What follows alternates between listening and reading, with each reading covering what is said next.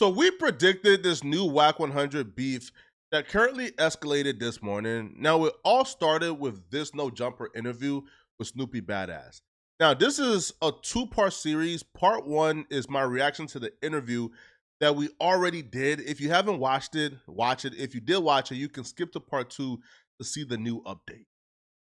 I understand that you had a conversation with a very good friend of mine, Snoopy Badazz. How did you end up speaking to this young man? And SKG, the one big you got the charges on, the lady. Okay. She texted me and said, yo, I was talking to Snoopy about some other stuff, and he brought it up and said he want to talk to you. So I'm like, all right, cool. Oh, he gave my number, he called me. You guys got along all right? Yeah, I talked to him for like an hour and a half. So we could bring you two together on the podcast. Yeah, next week. Woo! That is insane. Because he need to sit down and really, the points and clear it up. Like, Right. we went over everything. Wack 100 being a decorated soldier of war, one of the smartest, shrewdest operators I feel like this city has ever seen, he understands that you have to crush an enemy completely. Wack 100 still seeing a little bit of life in Snoopy Badazz.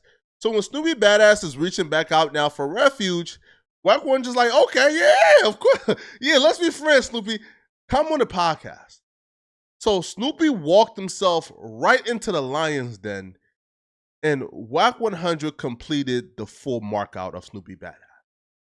This was bad, and there's no rebounding for Snoopy Badazz after this interview with Wack 100 and Adam 22. This interview was a humiliation ritual for Snoopy Badazz. There was not a point in this interview that made Snoopy Badazz look well.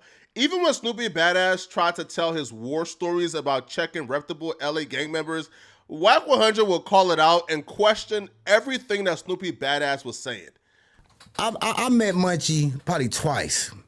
Also, you met him. Yeah, the first time I met Munchie, I did a show with Slim 400. He was there. Oh, he was cool. Like, man, I your music, man. You doing your shit. You feel what I'm saying?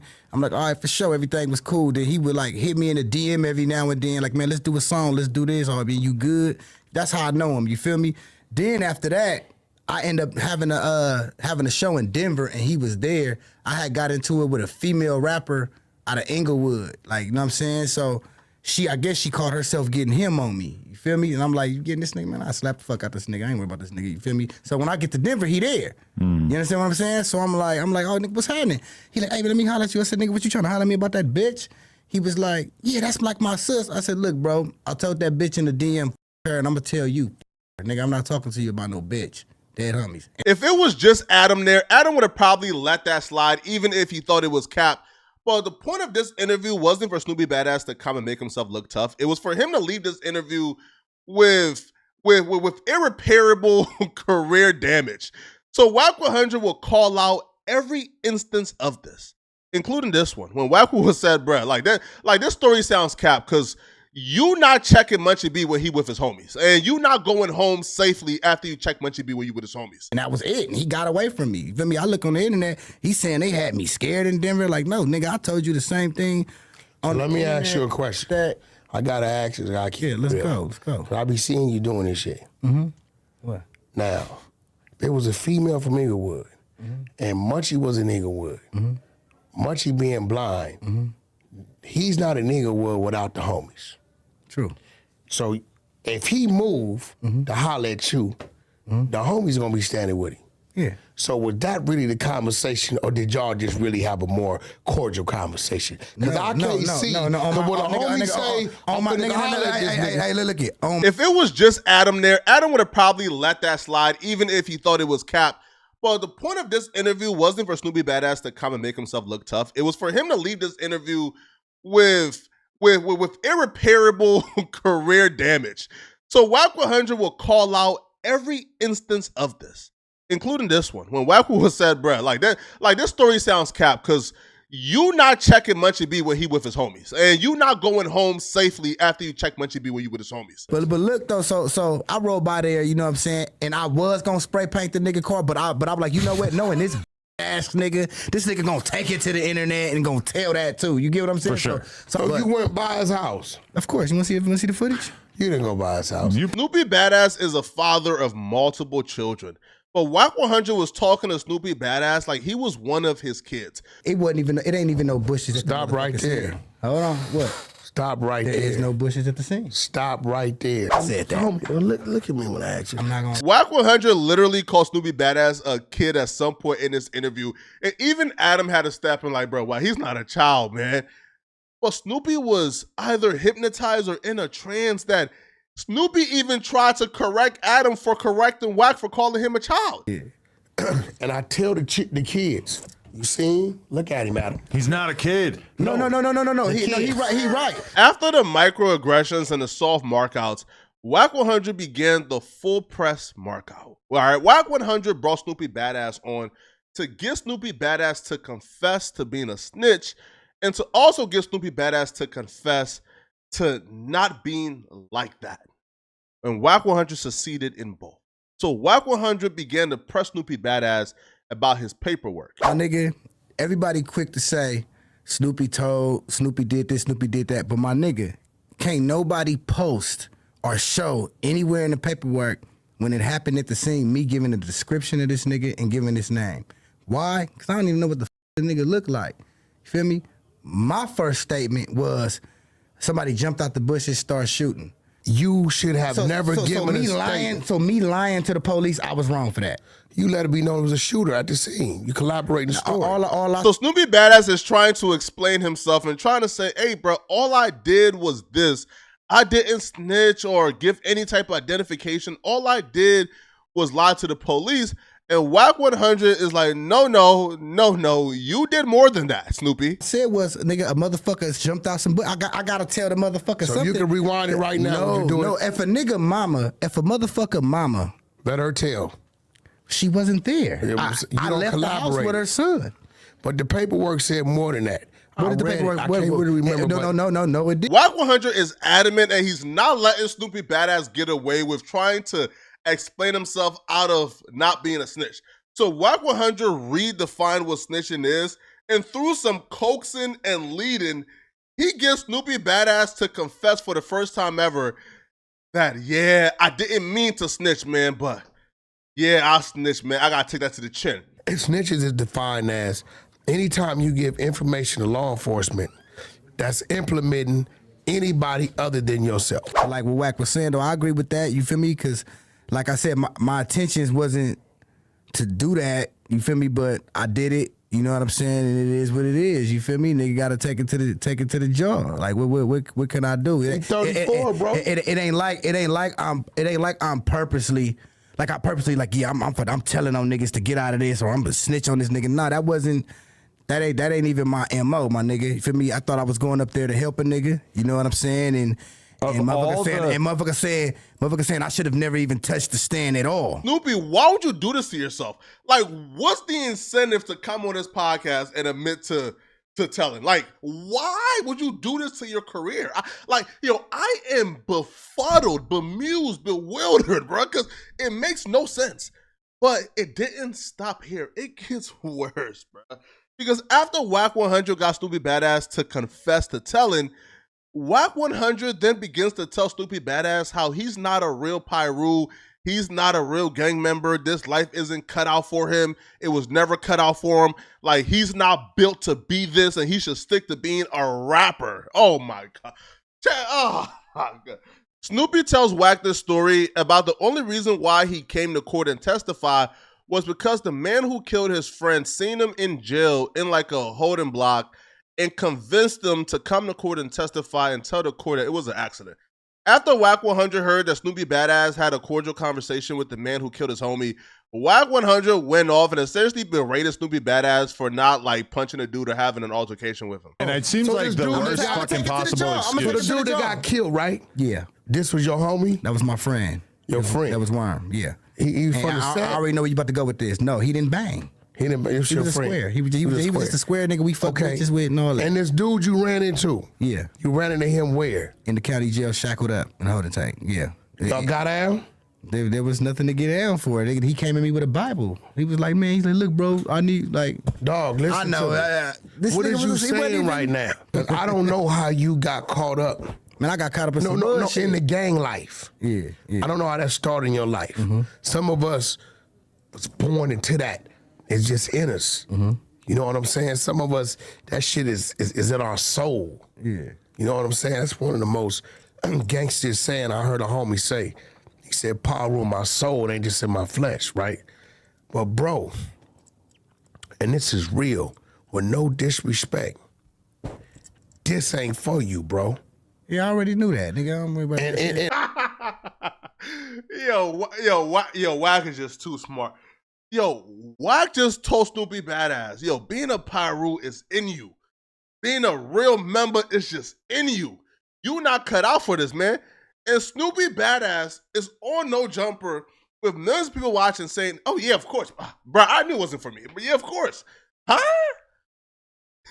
Bro, even if you felt this way, why would you express this on the pod? How do you go from a confessing and saying, yeah, man, bro, I did bad, I told, and then saying, yo, this gang member business, man, ain't for me, man, bro. Man, bro, like, I ain't a real gang member, man. Huh? What? But then Wack 100, to add insult to injury, then begins to tell Snoopy Badazz it's not too late for him to be a civilian.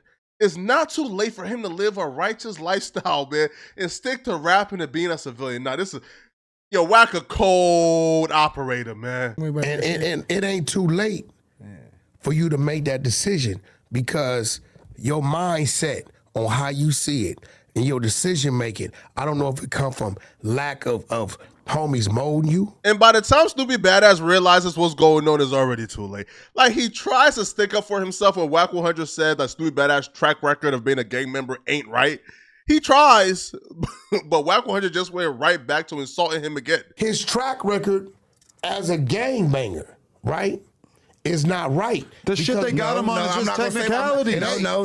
I'm not gonna say my track record as a gangbanger right. I was just from a clique and a nigga, a Christian nigga in the motherfucking holding tank, nigga. They asked me to do something for him. He didn't come at me like, hey, that's why I smoked your homie for that shit, my nigga. I been not tripping off of that shit. You feel me? You know what I'm saying? But I'm always gonna consider myself, nigga, who I am. You feel me? Because I've been this for so long. Been doing this for so long. What? A Pyru. You feel me? And you not living by the ways of Pyru. You feel me? Because I got up on the stand to try to help a nigga. That ain't Pyru. All right, my nigga. That ain't P-Funk, homie. No, you right.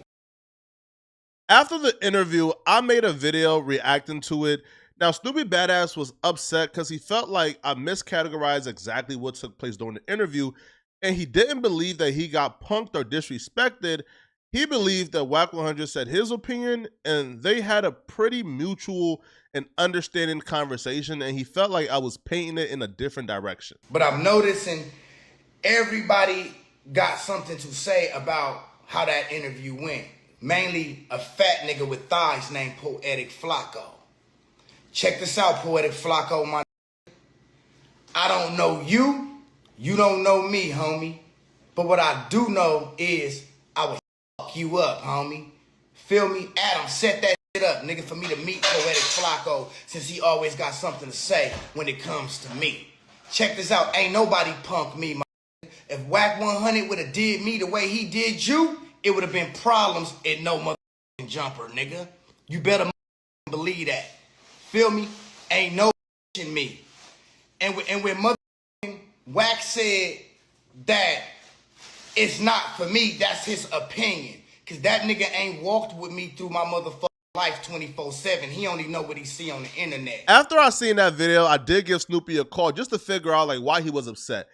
Now, I gave him a call, well, for one, right? Like I know a lot of you guys love to run with this narrative that Snoopy Badazz is a buster, but he's not a buster at all. Like, Snoopy Badazz is still respected in, you know, his community. He still have a lot of dudes who is riding for him, right? So Snoopy Badazz, if he really wanted to, you know, could make things difficult for me in LA. And do I really want to deal with that? No. So I gave him a call to sort of understand exactly where he was coming from. And he explained, bro, yo, I did the interview because I wanted to prove to people that I could be somebody they could work with. There's been this stigma surrounding my name that I'm difficult to work with and I'm a wild card. So I sat down with Wack 100 to sort of like clear up this public reputation of me.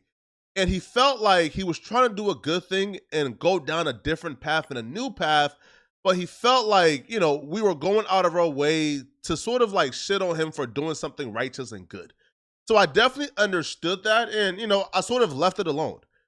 But then shortly afterwards, Snoopy Badazz actually did a Cam Capone interview to speak about the situation. Snoopy Badazz filmed this interview, I believe, on a Monday. And by Tuesday morning, all of LA already knew what was said during the interview, even though the interview wasn't out yet.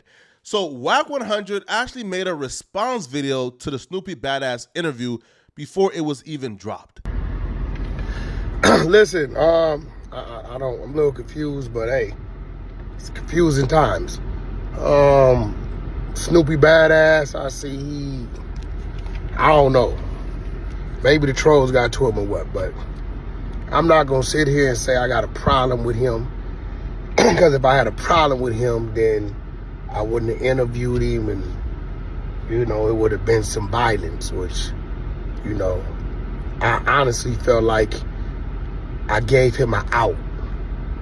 Thought I was being, a mature individual to help him see his ways. But nevertheless, look, Snoopy, I wish you the best of luck. All I did was ask you questions about yourself. You answered them. Y'all tap into the Adam and Wack show, the Snoopy Badazz. Go check it out for yourself. Let me know if I did anything wrong. I mean, I guess he has a problem with me now after the fact. That was the first sign that things with Wack 100 and Snoopy Badazz wasn't as peachy as we thought. And that would also be a hint that the upcoming interview with Snoopy Badazz that we hadn't heard at that time would be Snoopy Badazz going off on Wack 100. Now, we wouldn't know for sure until today when the interview got released and Snoopy Badazz unloaded on Wack 100 and is pretty much worse than anything we could imagine, especially seeing how friendly and cordial they was during that interview. Straight the fuck up. Like I said, with the Wack shit, my nigga, Wack's a clown, bro. He a snake, my nigga. Nigga, I was sincere in the situation. He wasn't. You know what I'm saying? And it is what it is, homie. I'm starting to realize that he had other intentions. He was basically being manipulative. You feel me? So, but I had good intentions, but he didn't. I just think that's crazy because Wack is nobody that can call nobody a snitch or say nobody's not a Paru. Like look at him, bro. No, look at him, bro. Like, how you gonna say somebody can't be a Paru? You turned it down phase from J Diggs. You got 50 phase in Pacoima. You got 50 phase in Compton. You got phase every goddamn where you ain't ran not one. Then is the capital. He's a Pacoima nigga. Feel me? And he don't got no say so over me or nobody else in motherfucking Compton. Straight up. So he talking about I'm from Reno Valley, nigga. Shut your bitch ass up, nigga. You're from Pacoima. You ain't got nothing. He ain't got no jurisdiction in Bompton. He's a nigga from Pacoima with all kind of schmut on his name. Snoopy went off on Wack 100, so I guess Snoopy Badazz took a couple of days to reflect and watch the interview back again, and he probably felt like, wait, maybe I was being played. And, well, obviously he felt that way because he went off on Wack 100. Now, it's unclear whether or not he went back and rewatched it and came to this conclusion himself, or if it was the fans, that sort of contributed to his change of mind.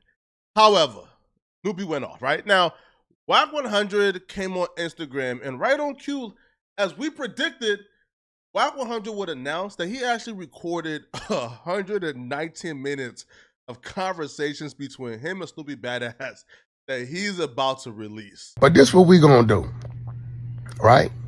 Now, I don't want to hear you say I got you some more trouble. You reference our first phone conversation that you had SKG call me talking about you want to talk to me. Cool, I had a conversation with you. But nigga, I got 119 minutes of it. So Cam Capone, I'm going to give you some more free content. I'm going to give you 119 minutes, right, of you hearing the conversation versus the interview you had with Snoopy on how he say the conversation went. I'm going to give you a free reaction video that's going to make you a ton of money. And after this, bro, I'm done with you. You's a clown. You done been marked out. You done been whooped on. You came and sat in front of me. You told my homie Baby Cuban Rob, it's an honor to meet you. Blood, I had real members up in there with me, bro. We weren't worrying about no niggas outside. Every nigga, even that little nigga sitting there with you, that's that nigga's son, was thankful and grateful and whack. We want to fuck with you. Your man ain't been on the phone with me, wherever this nigga Don, Dotto, wherever the fuck this nigga is. Yo, this nigga Snoopy fucking up my music content, all this, so all you niggas is weird. But, nevertheless, I come from the exposers. And we always stay in position to expose. Hey, y'all gonna learn, man. Wack 100 is always 4 to 5 steps ahead of y'all. Yo, y'all gonna learn to just leave Wack 100 alone, man. Wack would announce, and he would actually show proof that he has 119 minutes of audio that he believes would expose Snoopy Badazz, and he plans on releasing this shortly, according to Wack 100. Okay. Now, Wack 100 will also leak messages between him and Snoopy Badazz, where he will claim that Snoopy Badazz was happy about the interview until he believed the fans and trolls got in the way. Now, it's unclear exactly how this is going to turn out. Now, Wack 100 did say he's going to give the audio to Cam Capone for him to release on the same platform that Snoopy Badazz dissed him on, right? Now, here's what's interesting, though. I feel like this time around is a little different because I feel like the time that Snoopy Badazz and Wack 100 was going back and forth, Snoopy sort of felt isolated and alone. But now Snoopy Badazz would announce that he actually is a part of a new brotherhood, a new gang, if you want to call it. And it's the Angels Lane Gang, I believe it's called. Excuse me if I'm wrong. Say this, my nigga. I gracefully say f the politics, my nigga. You feel me? You know what I'm saying? I represent Killer Inc. Angel Lane Gang. Angel Lane. That's what we doing, my nigga. And we not involved. We don't give a f about the motherfucking politics, bro. This angels, bro. So stop trying to mix me up with the motherfucking politics. Am I a Paru blood sympathizer? You motherfucking right. You feel me? But my cause ain't for y'all because y'all not politicking fair, bro. I'm happy for Snoopy. He finally got a group of men who are willing to go to bat for him and have his back through all conflicts. So I feel like that's a good thing for Snoopy Badazz. Now, who knows what's going to happen with him and Wack 100? I don't. I pray for peace, and I hope they work things out. But if they don't, I don't know what you want from me, all right? Now, if you guys are still watching, click on this video somewhere on my screen to find out why Lefty Gunplay black fans are now trying to cancel him for saying this about black people. Click on this video right here to find out what I'm talking about. I'm out of here, folks.